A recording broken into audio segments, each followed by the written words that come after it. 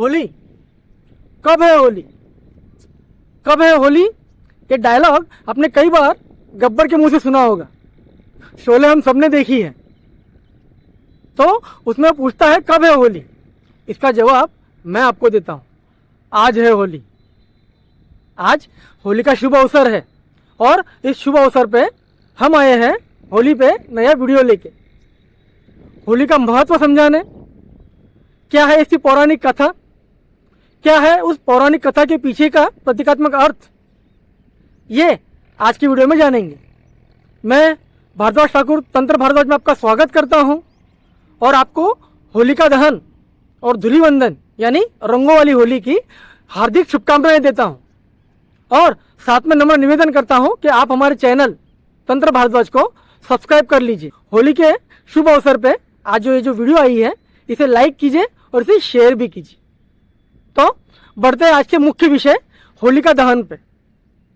होलिका दहन और धूलिवंदन ये जो त्योहार है, ये जो हमारे भारतीय त्योहार है, इनका महत्व क्या है और इसे मनाने के पीछे का प्रतीकात्मक अर्थ क्या है, वो आज इस वीडियो के माध्यम से हम जानेंगे।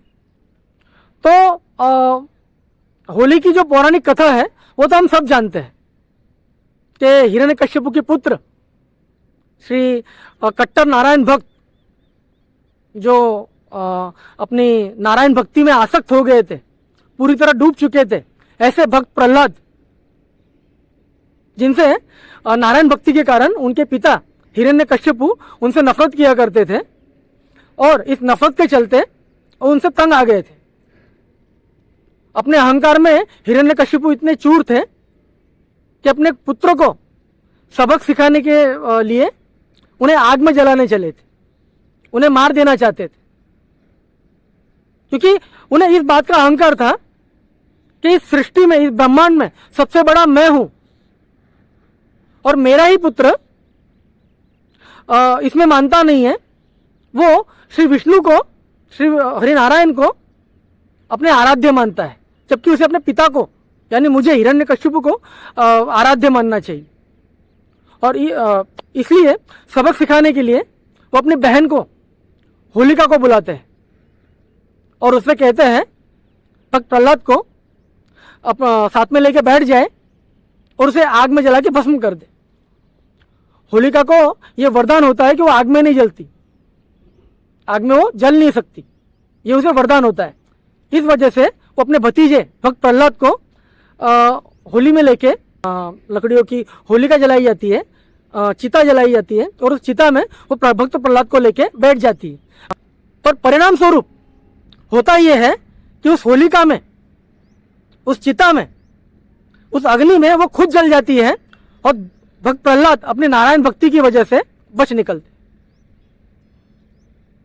अब जब वो होलिका जल जाती है और भक्त प्रहलाद बच निकलते हैं तो लोग आश्चर्य में डूब जाते हैं कि जो जलने वाली नहीं थी वो जल गई और आपका तो कुछ भी नहीं जला।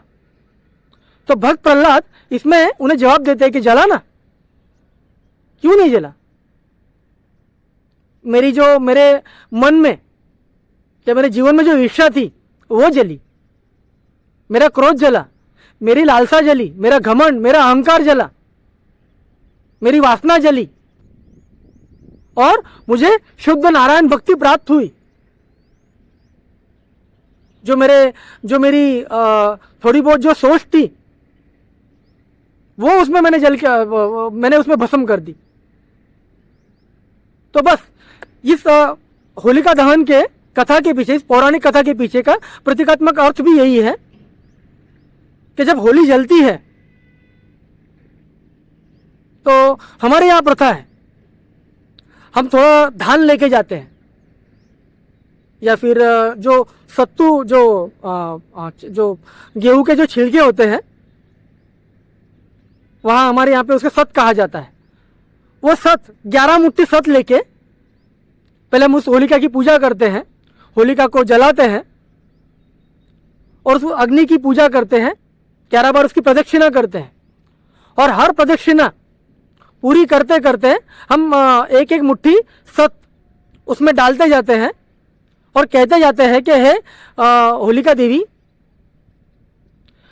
हमारी लालसा ले जाइए, हमारी लालसा को भस्म कीजिए, हमारी इच्छा को भस्म कीजिए, हमारे क्रोध को भस्म कीजिए, हमारी काम वासना को भस्म कीजिए, हमारे बुरे विचारों को भस्म कीजिए। ऐसे 11 प्रदक्षिणा करते करते हम प्रदक्षिणा भी करते जाते हैं और बोलते भी जाते हैं। आज के इस होली के शुभ मुहूर्त पे मैं आपसे अपना अनुभव, मेरे साधना काल का अनुभव मैं आपसे साझा करना चाह रहा हूँ।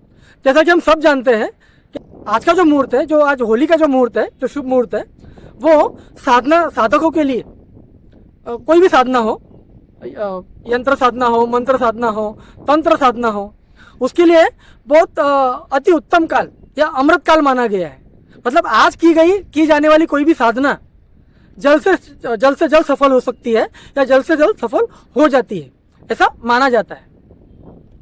हम हमारे साधना काल के दौरान साधनाएं तो करते थे, पर जो अति विशिष्ट मुहूर्त हुआ करते थे, जैसे कि महाशिवरात्रि, होली, दिवाली, नवरात्रि का जो काल होता है, ऐसे वक्त में हम घंटों या रात भर हम साधनाएं किया करते थे। नॉर्मल साधना 1-2 घंटे की हो जाया करती थी, पर ऐसे शुभ मुहूर्तों पे हम घंटों साधना किया करते थे, ताकि हम जो साधना कर रहे हैं वो सफल हो और उसके अच्छे परिणाम हमें मिले। हमारे जो गुरु हुआ करते थे, उनके सानिध्य में हम साधना किया करते थे। तो हमारे गुरु हमें नदी किनारे बिठा दिया करते थे।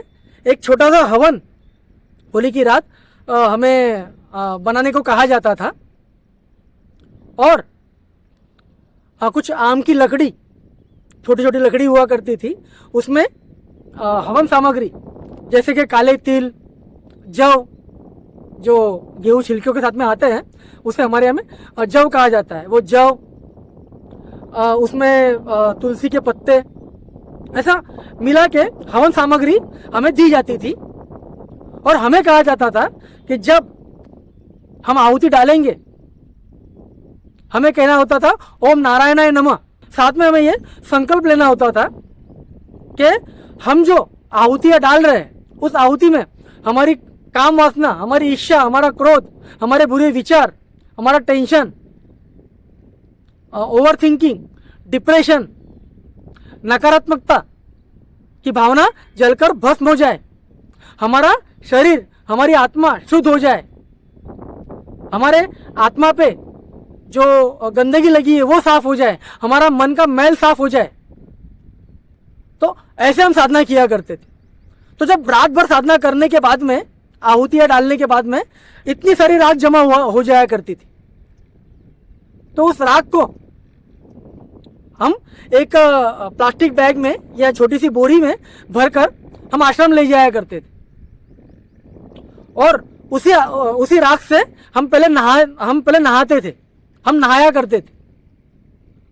और नहाने के बाद जब हम व्यवस्थित शुद्ध हो जाया करते थे, तब हम रंगों वाली होली खेला करते थे हमारे गुरु भाइयों के साथ में और हमारे गुरु के साथ में मिलकर।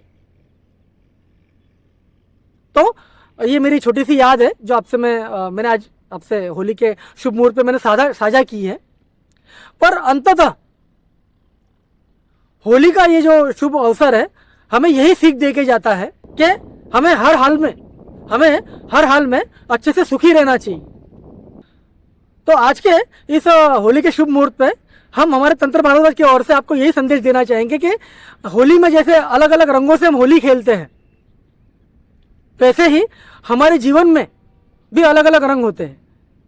सुख के, दुख के, कठिनाइयों के, जीवन व्यतीत करने के जो हमारे पल होते हैं, जो अलग अलग रंग बिरंगी पल होते हैं, उन्हें हमें अच्छे से जीना चाहिए।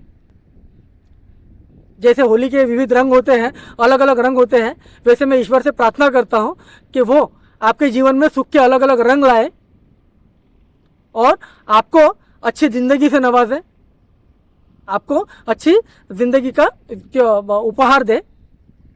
और अंततः जीवन के अंत में जब आप इस शरीर को छोड़े, तो आपकी आत्मा को शांति प्रदान करे और आपकी आत्मा को मुक्ति प्रदान करे। तो रुकते हैं यहाँ पे। आपको होली की ढेर सारी शुभकामनाएं। राम राम।